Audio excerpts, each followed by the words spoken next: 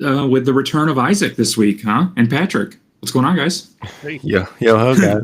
It a little threw me off because like last episode, I'm like Isaac wasn't here, and now he is here, and I was thinking of something like really cool to say, and then I fumbled it. So it is what it is.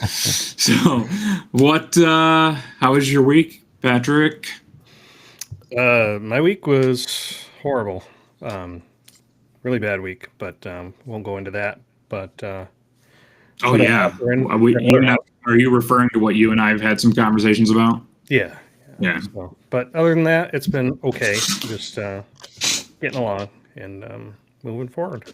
Yeah, that's awesome, man. Let me know if I can do anything for you with that other situation. I know we talked about it a little bit, but I'm always here for you. Mm-hmm. What about you, birthday boy? Yeah. Happy birthday to you. Just took a little long weekend with the wife with no kids. Where'd you go? We went to San Antonio, which is, I know everyone's always like, why would you go there? What's there? But Riverwalk. They have the Riverwalk, which is just like, if you just want to like just chill and like no pressure, just like relax. It's a cool spot to do that. So what would you have done if you like got to your hotel room and there was a big cake there and then I popped out of the cake to yours and Shelby's surprise? That always reminds me of the Family Guy when like she popped by, he goes, "Ew, coconut." Ew, coconut. Yeah, that was a good one. Man, Family Guy used to be so funny. So, it did, yeah. Yeah, my week was it was all right, man. This new job's a lot of work. So is that where you were today? Yes, new job. I'm done with the previous job. Okay. I got one more paycheck coming from them, including all my PTO. So we're looking forward to that. And Kat, the partner just got, I'm trying to be better not to use names. The partner just got a $10K bonus check. So whoa. We're doing pretty well right now. Dang. We're doing pretty well. And then I got a bonus. I'm getting a bonus. So this new company, and I don't know if I should talk about this, but whatever. This new company, they offered our whole management team $160,000 if we can fill the building by a certain time, right? Okay. And the money degrades every month, right? So, my God. Yeah. Get that auction. Yeah, so we're very close, but we're down to like where, and I say we're down, but like each manager right now would still get about $17K. So it's still pretty good, right? Like it's not. Yeah. But I think that's just cool, right? Like that, I've never had a company do that before. And, it makes us kind of work together. I usually don't have a whole lot to do with sales and everything, but then at the same time I do, right? Like if people come on tours and stuff and they taste the food and it's shitty, like they're not going to want to move in. So I, was ending the week. I was super excited. 3-day weekend. Yes. My executive chef, the guy under me comes over to me. He's like, "We have a problem." And I'm like, "What?" So I'm like, what's going on? And I can already, he didn't say a word. I can just see my weekend floating away, and he's like, "Well, our cook called in. She cut herself and she's going to be out of work a week." And I'm like, "Okay, what about the other one?" He's like, "Well, she requested off to go to Canada." And I'm like, "What about the other two?" He's like, "Well, they have their other job on the weekend." He's like, "I'll do it if you want me to, but it's a 14-hour day, both days for me." And I'm like, "I'll just do one of them." So does that answer your question from earlier? Yeah, I didn't know which job you're doing, but it's good to know that it's not a typical situation too. I'll normally be off on weekends, except we have like 9 managers here, which I'm not used to. So once every 9 weeks, I'm going to have to do a rotation, manager on duty rotation. So it's not bad. It's not even 2 months. No, I have more cooks than I know what to do with right now. Really, really. Well, no, because I'm working harder than I did at my other job. So I haven't worked. I texted the executive chef today. I'm like, I can't do this. I'm too old to be working a 3-meal shift, right? Like I'm not. This is tough. By the end of the day, I was like ready to go. But I'm hyped up right now on Adderall and the podcast, so I'm good to go. So What are you drinking? So I finally re-upped my Scotch supply. So I got it. It's Aberlour, which is the same distillery as last time, but this is the 16-year, so I stepped it up a bit. Yeah, Oh, nice. How much does a bottle of that run? this is like 130. 130. Oh, that's pretty good. Is that your max usually, right? That's usually about where I have to drop off. Yeah, Well, I look forward to you saving me a sip. yeah. It's the first glass, so it's a little rough, but so I haven't Yeah. gotten into it yet. But Gotta let that's it gonna be breathe. You gotta let it breathe. good. Yeah. What about you, Epic? You drinking anything? Coca-Cola. I got kiddos here tonight, so I'm doing the fun stuff. I'm having my 2 sips of an energy drink to try to keep me awake because I've been up since 4 o'clock and I didn't go to bed till 1 o'clock last night. Oh, whose fault's that? Can't do That that was anymore. 100% my fault because I discovered this like new dark King Arthurian video game and I was like really into it. And next thing I look up, it's like 10 o'clock. I'm like, all right, I got another half hour. And I look up again, it's 1 a.m. I'm like, oh no. So the worst, but that's not even the worst that's happened lately. Expedition 33 is kind of, I look up and the sun's like rising outside and I'm like, what? Tomorrow comes. So Yeah, I just Isaac, where were you in that? You know, I just beat it. chapter prologue, yeah. I got through the tutorial. I actually started again so I can just keep pace with Isaac so I can see where he is. Yeah. So I well, when are you going to be able to play it again? Is it still Star Wars season in Fortnite? Yep. So I'm playing tonight. Yeah, maybe. I know Ethan's not around, so All right, go for it, dude. So yeah, let's get through this. So last week we kind of went into the little weird territory. Epic did the Anunnaki tablets, and a little bit of the Mandela effect, correct? Which I think sometime we should do a whole episode on the Mandela effect as well, because that'd be kind of fun. And we both.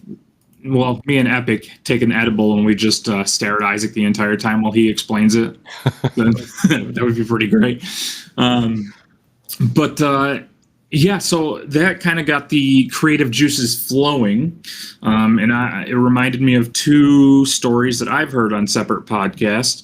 One was the missing ship El Fausto, which is a ship that's like keeps running into unfortunate events, right? Like it disappeared 3 times, and the other one being Dyatlov Pass, where the people were hiking and they clawed their way out of their tent, and they were like, some of them were naked and some were, but they were in like completely different areas and stuff like that. You know about that one, right, Epic?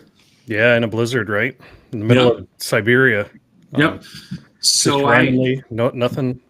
Yeah, nothing. Crazy. Well, there was like they could see like lights and stuff the night before, and like a theory for a long time. And we'll get into it, but a theory for a long time was like radiation and Russian missile testing, stuff like that. But we'll get into it. So took me about a week to decide. I have a little intro for you guys to tell you which one I went with. So let me see. This story is intense, claustrophobic, emotional, and unforgettable. Before we go any further, and this is also kind of a viewer discretion, okay? listen. This one freaks me out. Yeah. We'll be discussing real-life trauma, entrapment, and death. This is the story of the Nutty Putty Cave incident. Okay, let's do it. Yeah. Yeah, just so everybody knows, Isaac was not aware that this would be the topic this week. Yep, 100%. But Epic and I have been giggling about it all week long how we're going to do this to him. So, all right. So I have 9 pages of horrific notes for you, Isaac. So What is it? What is there that we haven't already talked about? on the podcast, we've never talked about it on the podcast, have we? Not a little bit, but Epic, I didn't see you pull up the photo. Did you? In fact? Which one do you want? Let's just give a kind of a good example of what the Nutty Putty Cave looks like from the inside when you're traversing it. Yeah, the Nutty Putty Cave. Beautiful cave system. Beautiful cave system. Oh yeah. So this is the Nutty Putty Cave. Yep. And right around here, the birth canal is where our story takes place. So I see it right there. Yeah. do you guys, what do you guys think of caves in general? Have you guys ever been in one, or is it like a nope for you? I've been in a couple. So there's Like spelunking, or no, I wasn't doing the exploring. Like they were already explored. okay? But like there's in Flagstaff, Arizona, there's like lava tubes that are left over from like a volcano that had erupted or something, and you can go walk in them. You can stand up in them, but they go in pretty deep until they just like end, and then you just turn around and walk back out. And what do you think you can close that now, Epic, because I can't see the other gentleman in this podcast. What do you think your limit is for going into a cave? Like standing only, or? No, because actually in the lava tubes, you did have to duck under this one part, and then you. And you're pop back real out on the tall, other side. so that freaks me out. Yeah, so but I mean, I wasn't like crawling. I just had to like duck for a little bit and then stand back up. Have you ever gone to Penn's Cave in Pennsylvania? I feel like I have been down to something down there. Yeah, you go down an elevator and then it's cool. It's pretty sweet. I guess so. I've been in another one where you had to ride a boat into it because it was filled with water. That is At Disney World? House Caverns or something. I don't know I was so young. I was like, It's like it's down by Albany, right?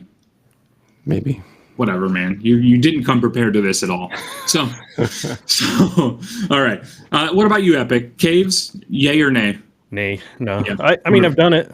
Dude, as a kid, I used to like crawl through sewer systems at like, down on East Elm Street. And dude, that's how you lost your hair. No. It's like radioactive East Elm Street. So, Nutty Putty Cave is located in Utah, about 55 miles south of Salt Lake City, which is about 20 miles or 10 miles from Park City, which we are well versed We were in now. just right there. Yeah, we could have gone. gone. Wow. It's a hydrothermal cave formed by the action of hot water dissolving limestone. It was discovered in 1960 by Dale Green, a local caver, and quickly became a popular site for recreational spelunkers. This cave is known for its tight passageways and twisting corridors. It includes named passages such as the Scout Eater, the Big Slide, the Maze, the Birth Canal. These names weren't just colorful, they were warnings. By the early 2000s, several rescue operations had already occurred in the cave. In 1999, 2 Boy Scouts became stuck in different areas and had to be rescued by emergency crews. In 2004, 6 more Boy Scouts and several adult leaders had to be extracted after they got lost and stuck. One rescuer even commented that the Nutty Putty Cave was more dangerous than many people realized. And of course, that's where the Scout Eater name came from. Scout Eater, I was yeah. gonna say, yeah. That's pretty sweet. One of horrible. One of the scouts actually got stuck in the same place where we're going to be talking about. Oh wow! He And he was was smaller, probably. yes, much smaller, and I think it was more of a height stuck than a stuck. So Yeah. Following these incidents, the cave was temporarily closed in 2004 for safety evaluations and reopened with new guidelines in 2009. Thank God. Just 6 months before the fatal incident involving John Edward Jones. So, yeah, I didn't know this was open fairly recently. 12, 13 years ago? 16? 60? What? 2009? Yeah. That was a while ago, bud. 16. Really? Yeah. Yeah. Sorry for the bad picture, but here is a. I can't do it. Oh, there it goes. Here's a picture of Mr. Jones. It's kind of bad. But, And this is, if I believe, this is the big slide where he's going through right now. Okay. That was kind of, they wanted to go, well, we'll get into it. Have you ever done something that's technically allowed but still feels like it's just waiting for something bad to happen, Epic? Oh yeah, yeah. Like what? Comet at Bristol Mountain. Okay. I'm just kidding. Okay. Um, Okay. No, I've done tons of stuff that. And I don't mean to throw you guys off, but like I did insert some questions for you guys That's to good. get conversation flowing. What about you, Isaac? I need an example because I can't think of anything. Skydiving, bungee jumping. Renting a cottage, Just ridiculous. Just like stealing adrenaline signs. rush stuff. Skinny Yeah. dipping.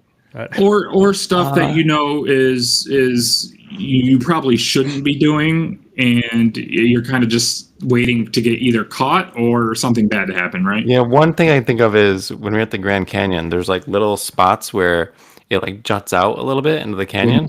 Wouldn't do that. And at I all. walked out onto the tip with like it was me and I think my Just the sister or tip. something. And I was like standing there with my arms up and like to get a picture.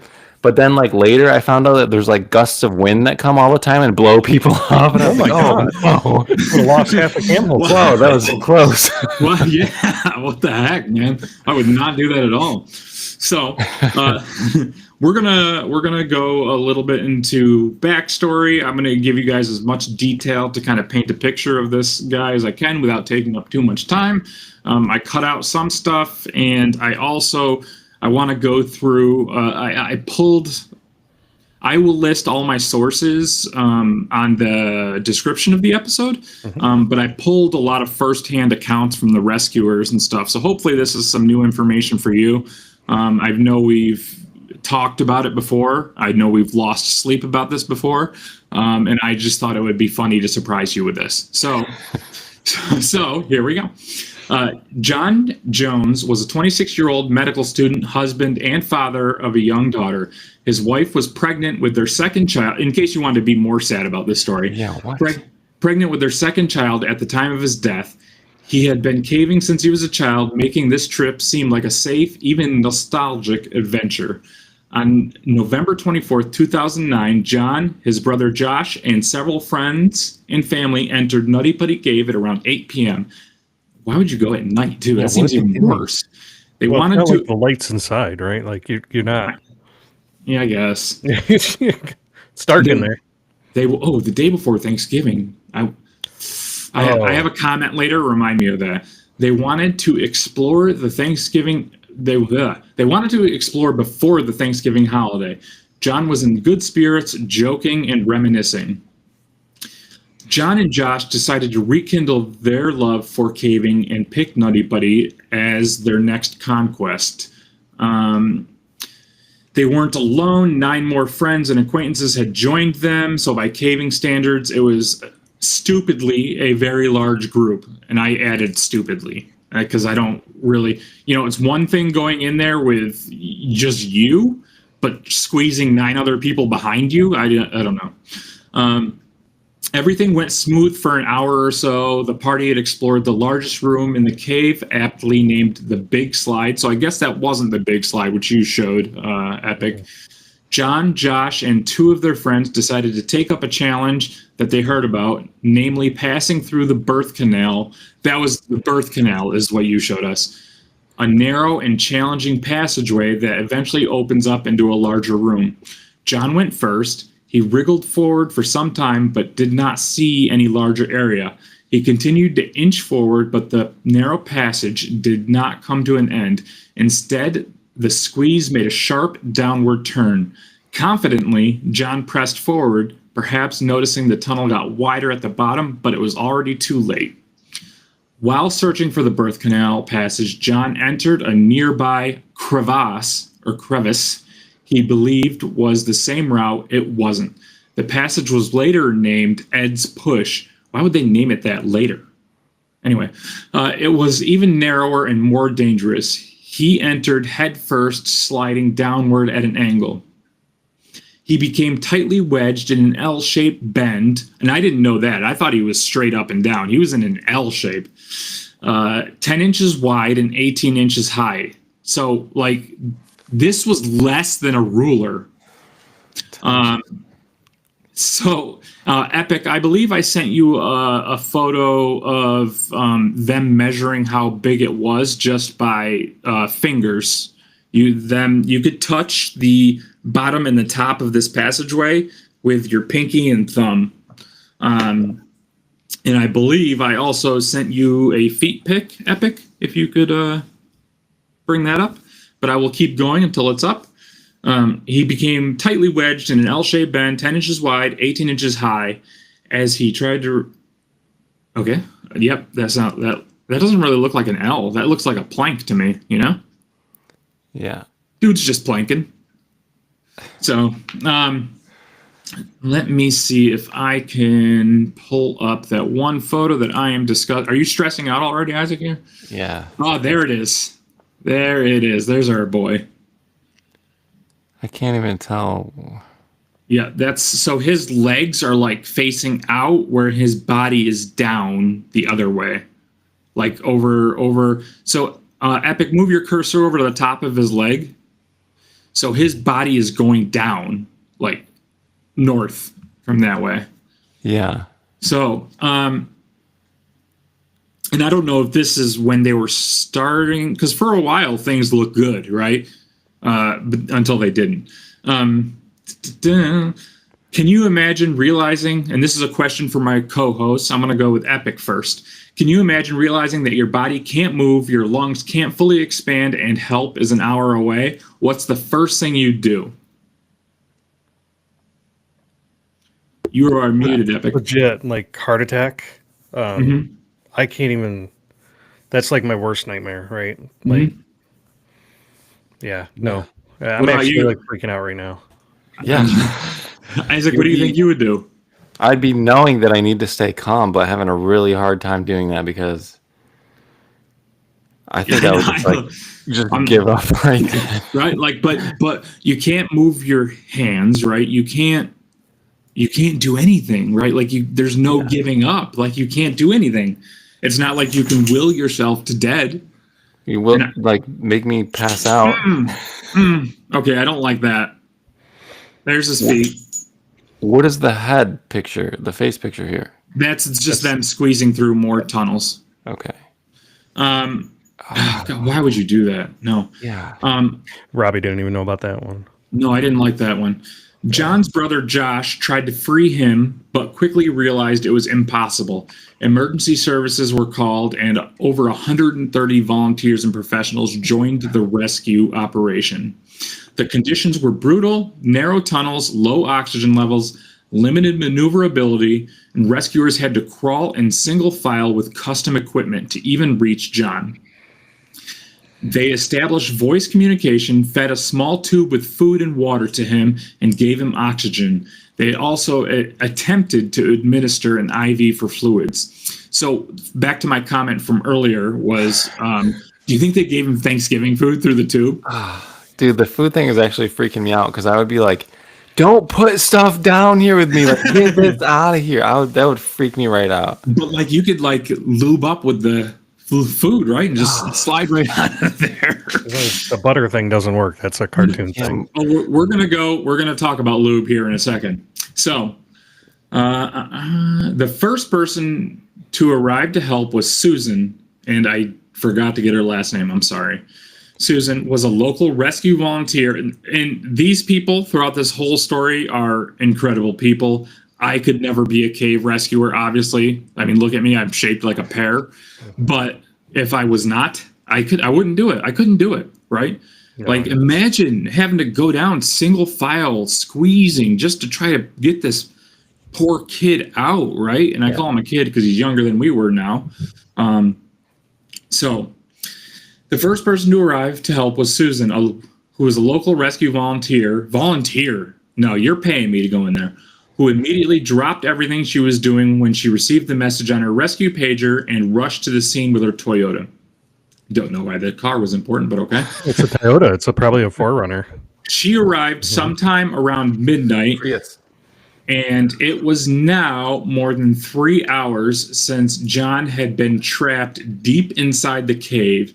Small, agile, and quick, Susan took no time to reach John. And I'm going to send you and Chat Epic, if you could read their short conversation. If I can figure out how to send you. Okay. Studio Chat.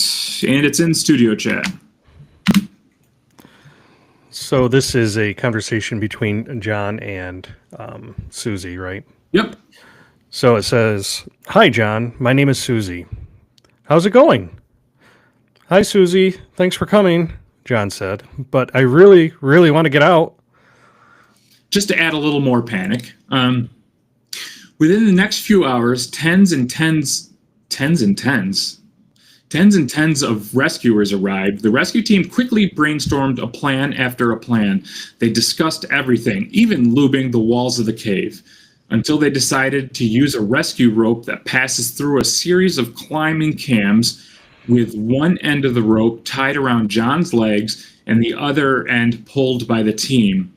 At the same time, they also tried drilling away chunks of rock near John, but the hard material and the awkward position made drilling slow and painful work. In over an hour, they only managed to drill through a couple inches of rock. And if I skip back and forth a little bit, guys, I apologize, but there was a lot of details that I kept deciding I wanted to squeeze in just to kind of paint the picture. And again, this is going to be two accounts from rescue workers, two different rescue workers. The position of John's body also complicated things. He was trapped nearly upside down. Only his feet were visible to the rescuers, and the ceiling above the feet hanged so low the rescuers couldn't just pull him out, as his feet would get in the way. Time passed as rescuers worked frantically and failed with their first system of climbing cams. They then tried to use a rope pulley system, anchoring the pulleys with bolts, drilling the bolts deep in the cave walls. Everything was made more difficult by how narrow the cave was. Even though there was a large team of rescuers, volunteers, emergency services, and a rescue helicopter outside, only one person could directly access John at a time. Meanwhile, John was doing worse. He had now been stuck upside down for a long time, having some difficulty breathing, and his heart had to work twice as hard against gravity to push the continuous blood flow out of his brain. He was swinging back and forth between panic and calmness. This is awful, right? I'm like panicking right now, dude. I can't even imagine what's going through that poor guy's mind. And he was a relatively religious dude, right? So you had to have just been thinking, like, please God, get me out of this, right? Or something. I don't know. At one point, they brought a two-way cable radio into the cave and managed to lower it to him so he could speak with his wife, who was near the cave entrance on the service. They were both agitated but comforted each other. Everything changed. Everything changed when the rescuers finally finished installing their pulley system and started pulling John out. They worked in 8-man tandem, all tugging as one. This was going really, really well. John was at times in great pain, and so they had to make frequent pauses, but each time they pulled, they managed to pull John up a bit more. So things were looking great. They were getting him up. I don't know how far they got him up. Here we go. After pulling him upwards the third time, John was finally lifted high enough so that he could make eye contact with the rescuer closest to him. He looked tired, his eyes were red, and his face was dirty, but he seemed fine otherwise. That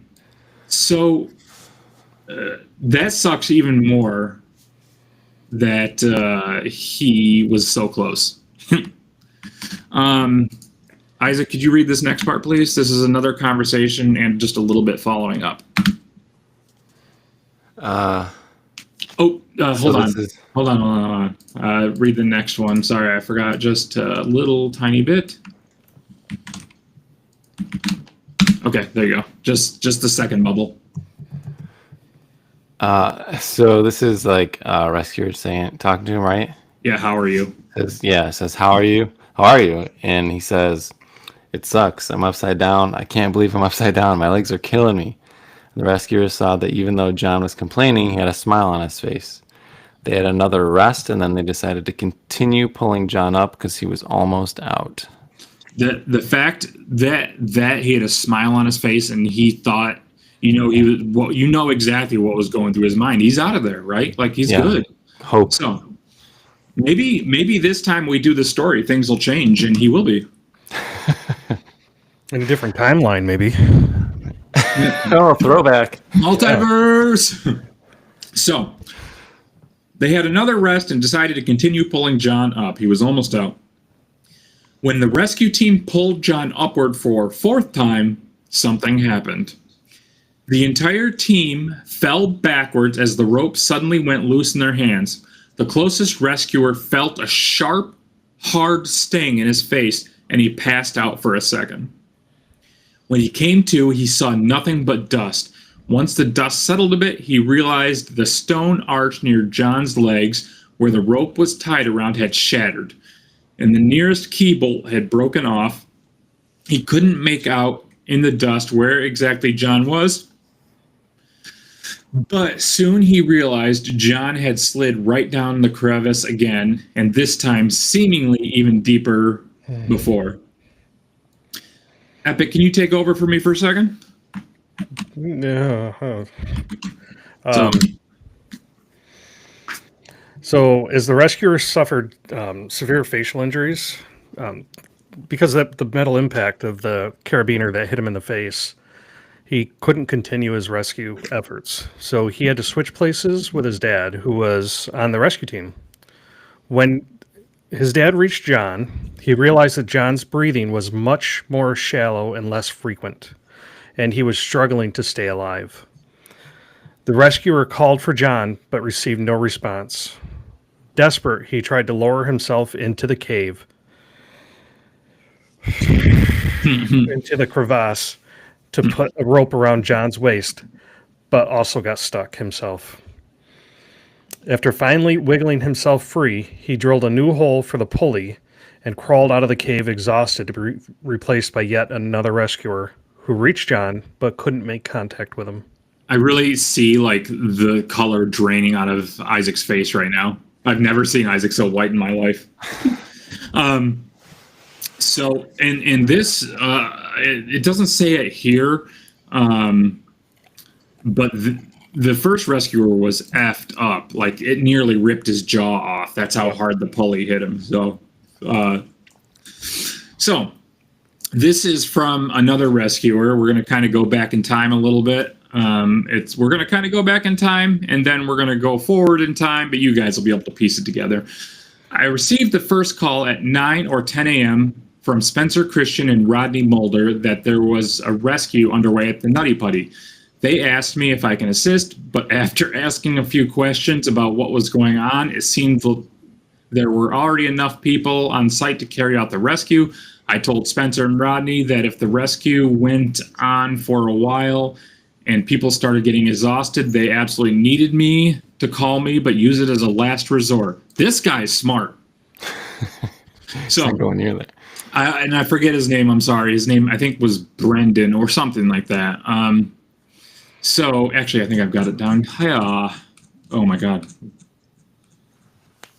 It is Brandon. Sorry. Brandon Kowalis. So about 5 hours later, Spencer called me up and asked me to respond, saying that people were getting tired and they really needed small cavers.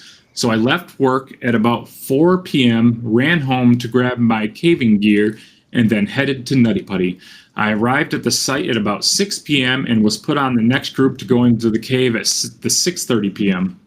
A complex pulley system was installed, and John was lifted a few feet, but then disaster struck. A bolt failed in the soft limestone wall, causing the pulley system to break and send John sliding back into his previous position.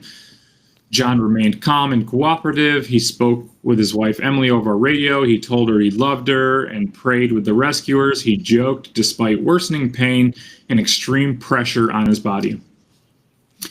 When I arrived to the main passage at the opening of the birth canal, people were working on the 4-to-1 hall system that had installed. I assisted for 5 minutes until it was decided the system didn't seem to be working. And the people didn't seem to be working, and the people by John Jones needed a break. So the cavers that were working with John headed out. On the way out, I spoke with Andy Armstrong, and I asked him how John was doing, and he said that he was quickly going downhill. An upside down joke. And he was in and out of consciousness and had started talking about seeing angels and demons around him. As soon as they were out, we decided that I would head in first to assess the situation and see if I had any ideas for removing him.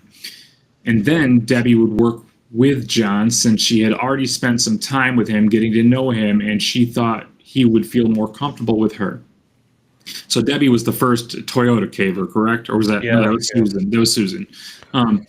John's feet were about 6 feet past the constriction, and I was able to shift myself to the side of him and down the 4-foot wide fissure. After stabilizing myself by jamming my body into a narrower section of the crack, I began speaking to John, asking him how he was and introducing myself.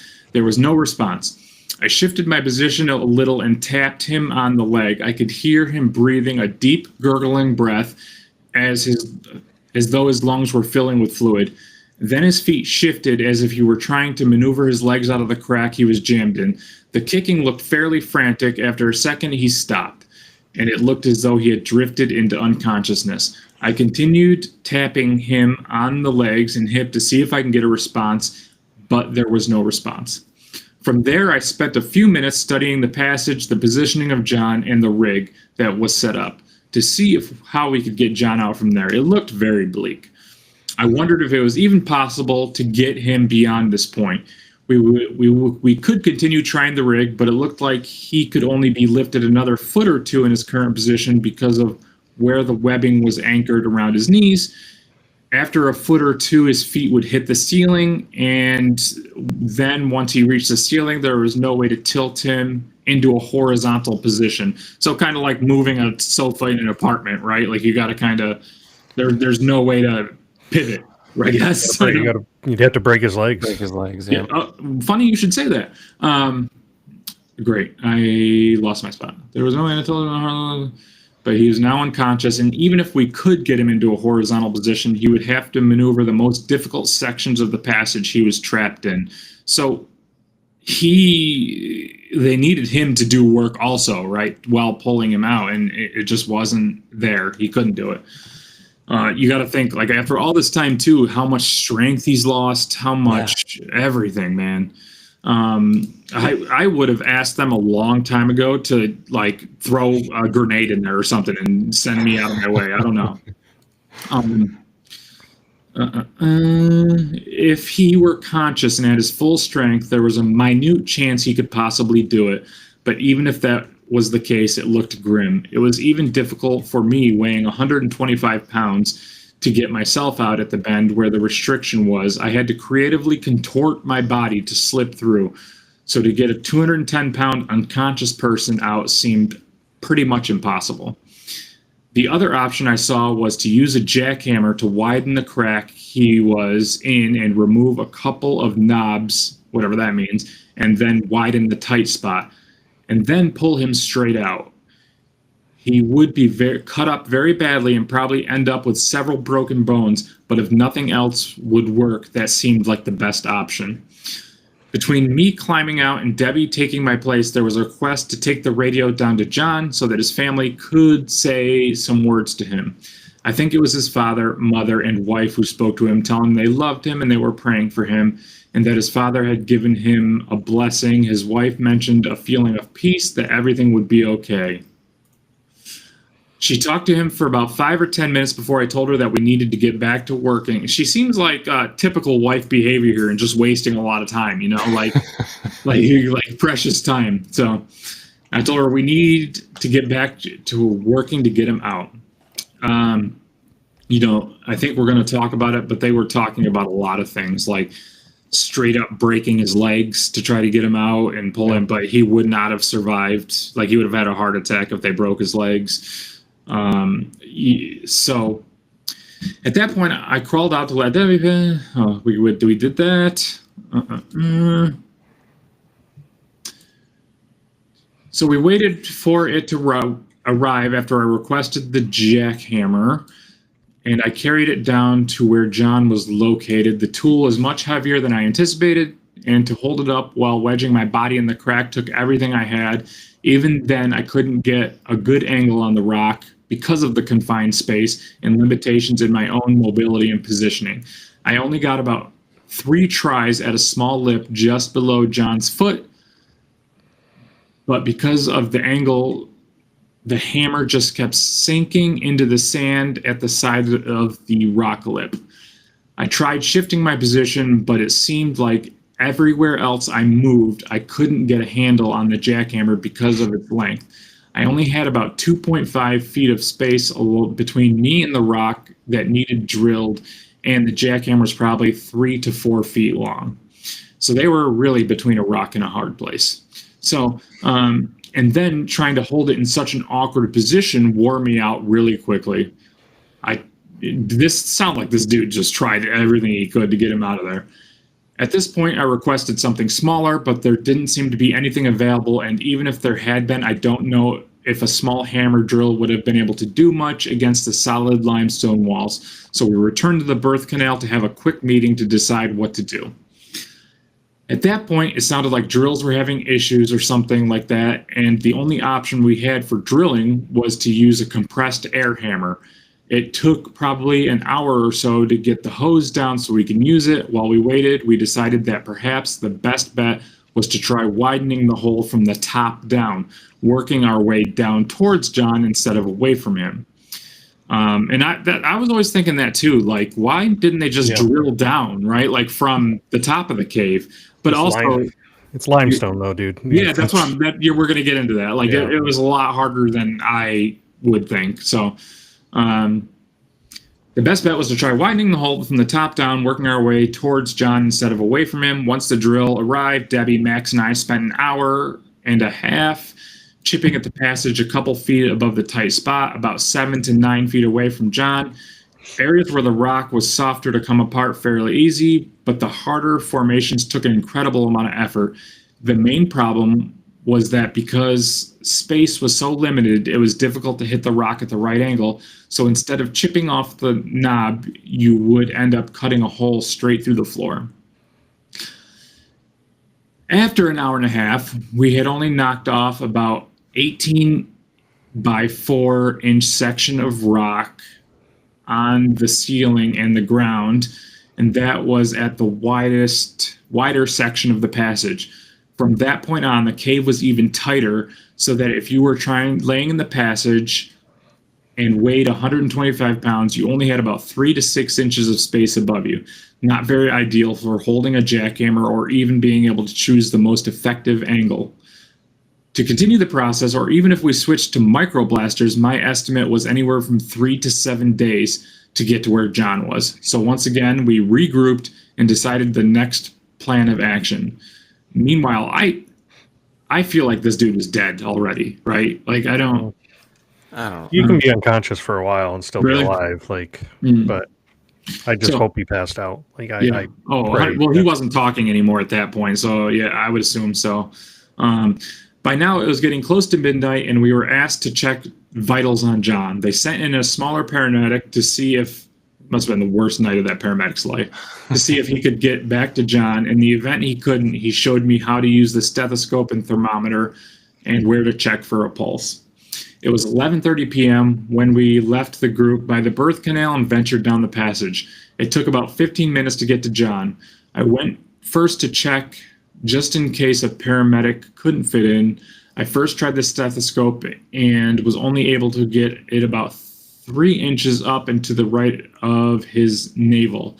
I didn't hear a distinct heartbeat, only some ruffling, fluttering sounds that were probably a result of me shaking as I tried to steady myself in an awkward location. I then jammed my hand between the rock and pressed as far up as his torso I could go to feel for breathing. I didn't think I felt anything, but again, it was difficult to tell as I was shaking from trying to steady myself.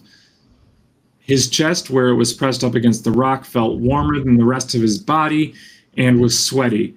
But everywhere else, his body temperature was close to the temperature of the rock of the cave's walls. From there, I removed his shoe and attempted to check his temperature. The temperature read nothing, which the paramedic said was because the temperature was below the range. As I took his shoes off and moved his feet, I noticed that his legs and feet were significantly stiffer than they had been earlier, and it was difficult to move his leg more than a few inches. I reported my findings to the paramedic above and then crawled out so that he could see if he could squeeze in. He was able to get down to the point where he could feel his feet and confirmed that John Jones had passed away.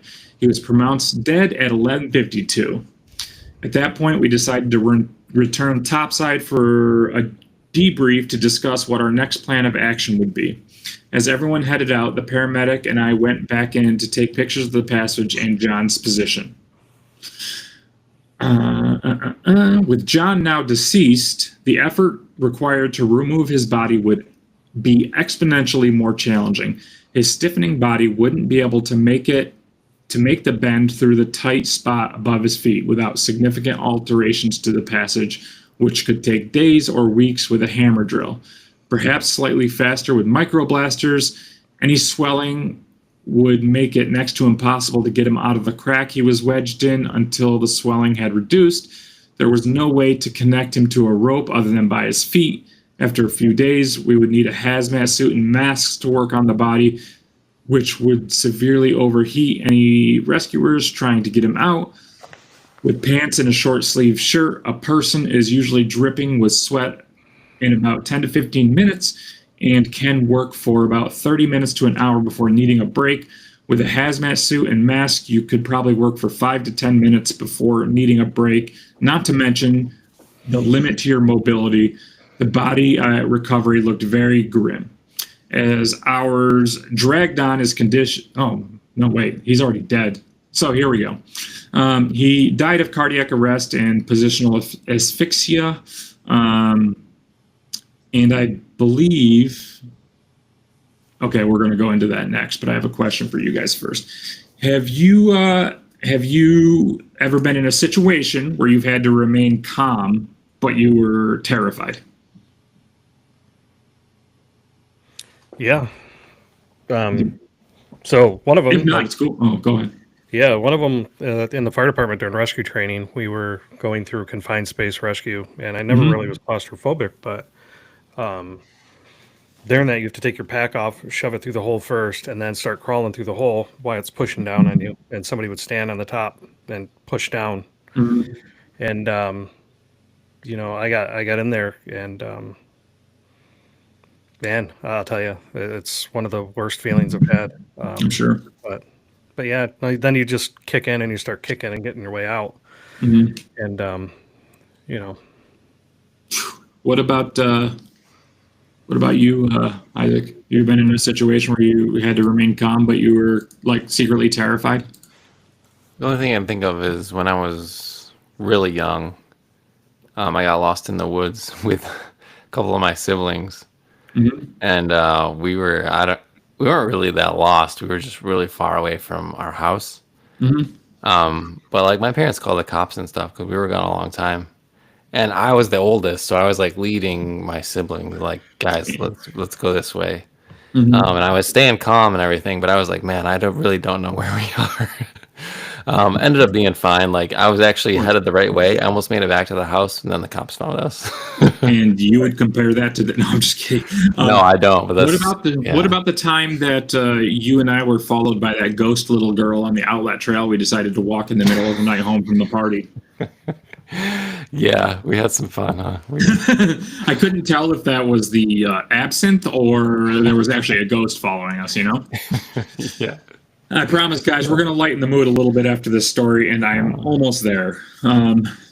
So, after segment 4, Aftermath and Legacy, John's body was never recovered. The dangers of attempting removal were deemed too great. Just over a week later, authorities sealed Nutty Putty Cave permanently with concrete, entombing him inside. The decision was controversial. Some believed he should be recovered and buried properly, but John's family supported the decision. They believed it was the safest and most respectful outcome. The cave is now officially closed to all visitors permanently. It remains one of the few modern examples of a sealed cave in the U.S. with a known body inside. What are we looking at here, Epic? This is a placard right on the entrance. Oh, they put a platform? Yeah. Man, that sucks. We should have went to see it. No. Okay. No. John's death led to widespread reevaluation of cave safety standards across the country. Permits and rescue protocols were updated. The Nutty Putty incident became a case study in emergency response and the limitations of human rescue in extreme environments. A memorial plaque for John was later placed near the cave's former entrance.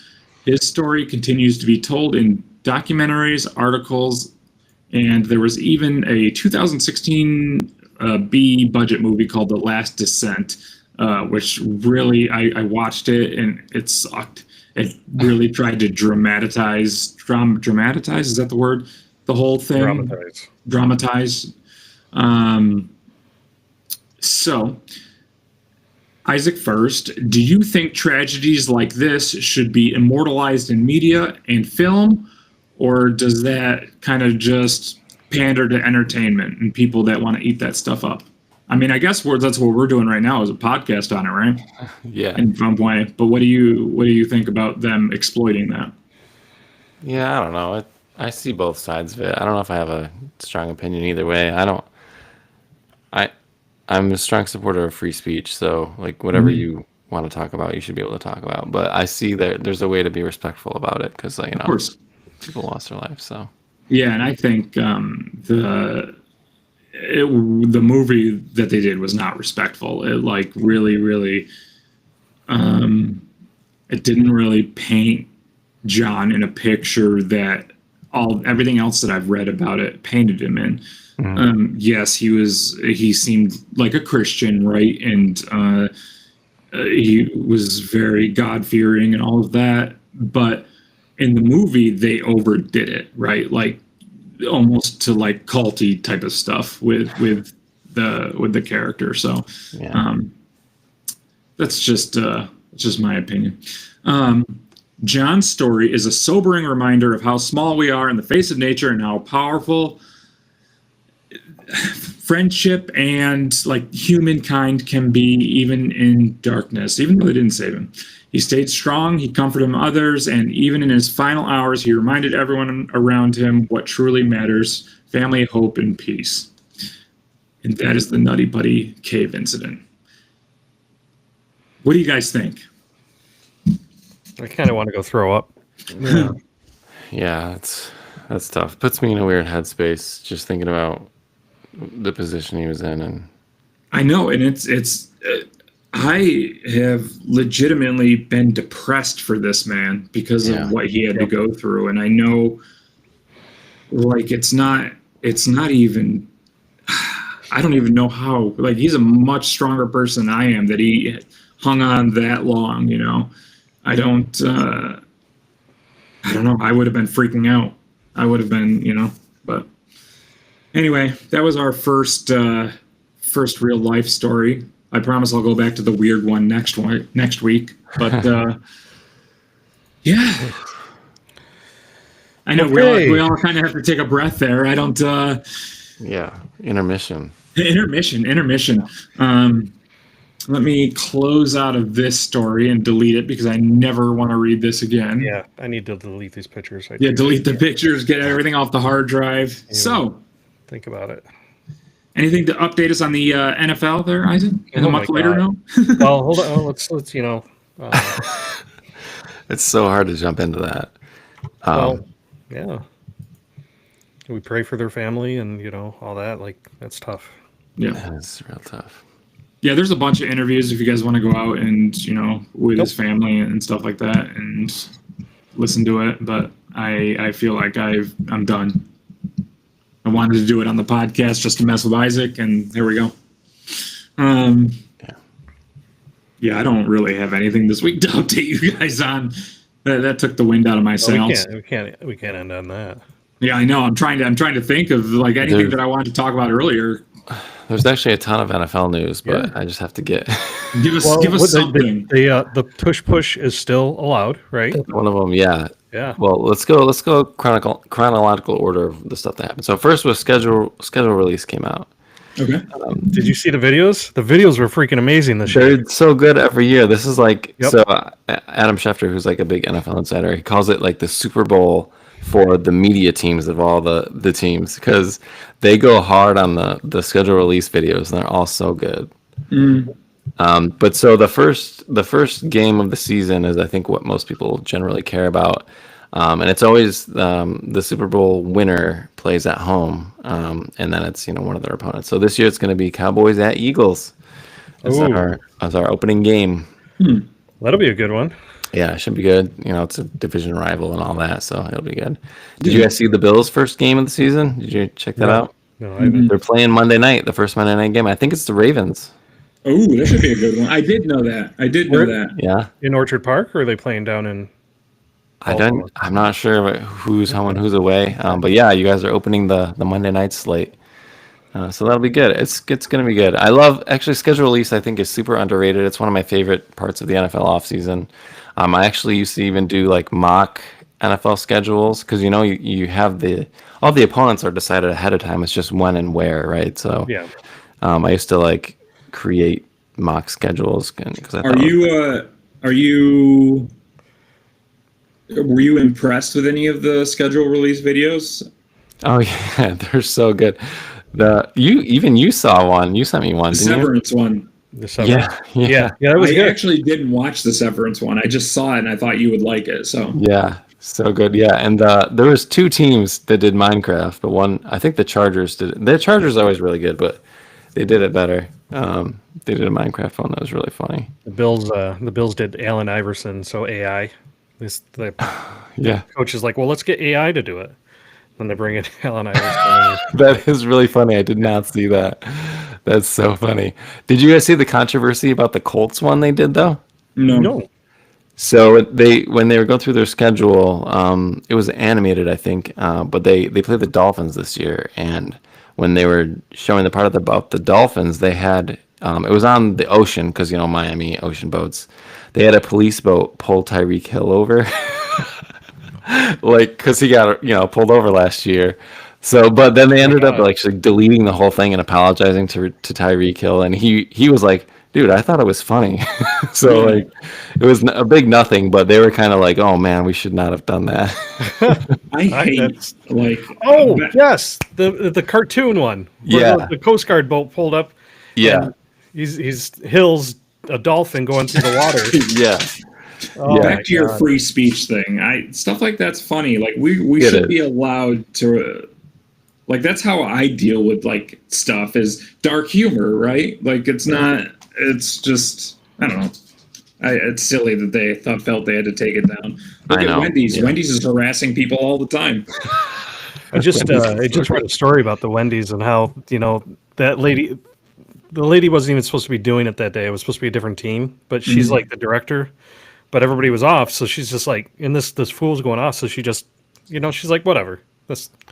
And next thing you know, boom, 400,000 new followers in like a minute, and yeah. There you go. That's awesome.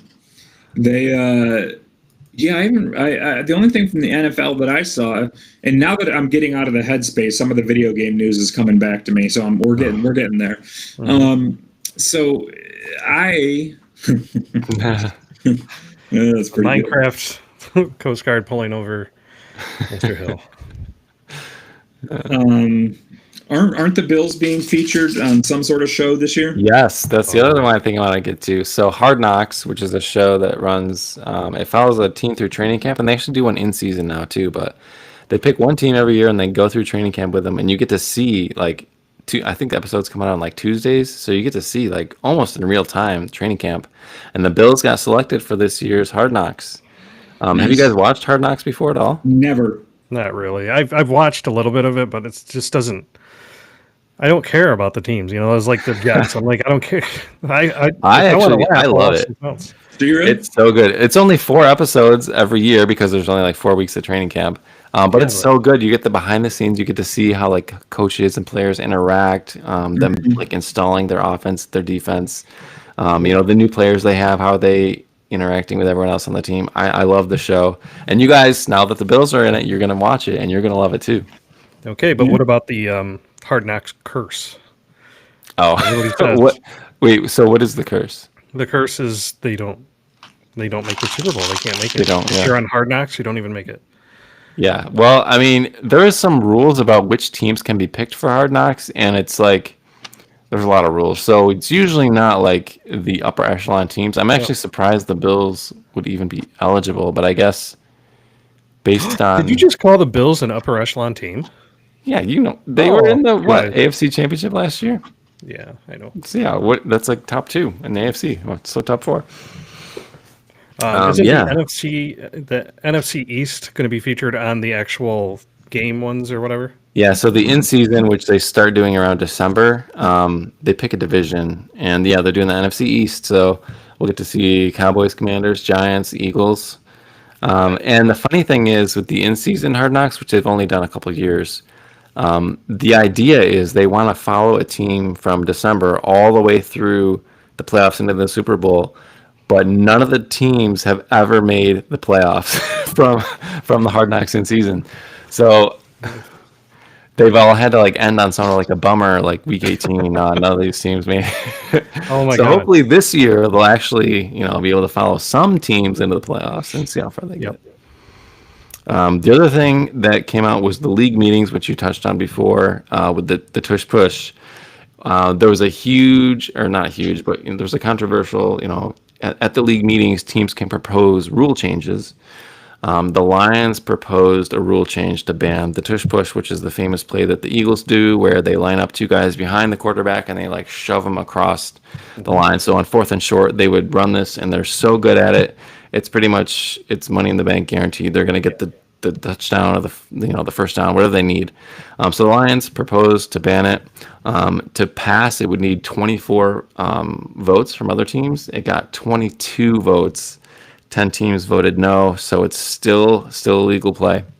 And I don't know. I don't think I'm for banning it. Like, there's nothing. I mean, the reason was it's going to be a safety thing, or like it's a player safety issue, but no one's ever got hurt on it, so it's hard to say that. Yeah, it's a quarterback sneak with somebody pushing. I don't.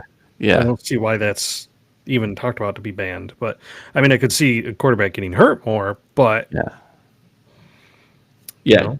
And when you talk about quarterbacks getting hurt, quarterback sneak, people do get hurt on that, or like scrambling and stuff. They get hit by a linebacker, and no one's getting hurt by like this tush push play. It just hasn't happened. Just sliding through the pile. Yeah. So Gently. I mean, it's fine. It was really the teams that wanted to ban were the teams that played the Eagles, right? They're sick of it working, and really they just need to sort of level up and figure it out how to defend it. The other proposal that was also by the Lions that I was actually interested in seeing was the Lions put forth a proposal to reseed teams after the first round of the playoffs. And I wanted to see what happened with that, but they actually withdrew that proposal before it got to a vote. Really? I thought that would have been interesting. Yeah, because so what would have happened is the seeding happens the normal way with division winners getting the top seeds and then it going sort of by record in your conference. So after the first round, what would have happened is it would have been reseeded by record. Sure. So the division standings and everything wouldn't have mattered. It would have been more record based. After the first round? So like after the first round. Championship game, whoever's the highest. Yeah. So that wouldn't be too bad then, I guess. That's not like a horrible one. Yeah, but they withdrew it, so we're sticking with the system we have for another year at least. That's cool, man. One thing I wanted to talk about on the schedule, did you see how bad the Minnesota Vikings got shafted? They're going to be in Europe like for 3 games.